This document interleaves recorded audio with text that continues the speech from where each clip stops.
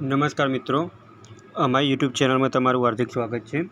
મિત્રો, તમારો phone 3G છે, 4G છે યા 5G છે એ કેવી રીતના જોવો એ તમે આ વિડીયોના માધ્યમ દ્વારા જોઈ શકશો।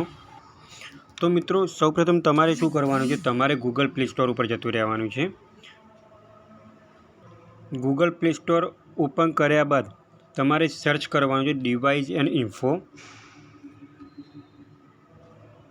ડિવાઇસ એન્ડ ઇન્ફો કરશો તો આ રીતના તમારે એક એપ્લિકેશન આવશે। એ એપ્લિકેશન તમારે ઇન્સ્ટોલ કરવાની છે।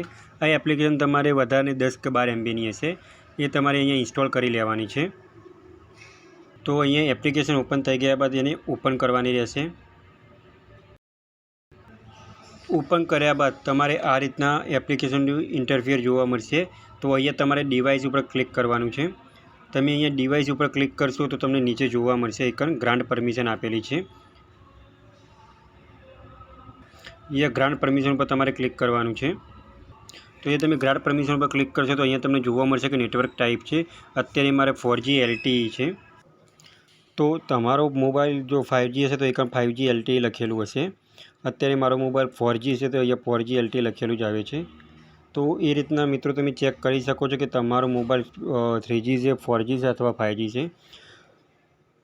જો મિત્રો તમને આ વિડીયો ગમ્યો હોય તો લાઇક કરજો, શેર કરજો અને સબસ્ક્રાઈબ કરજો। Thanks for watching the video.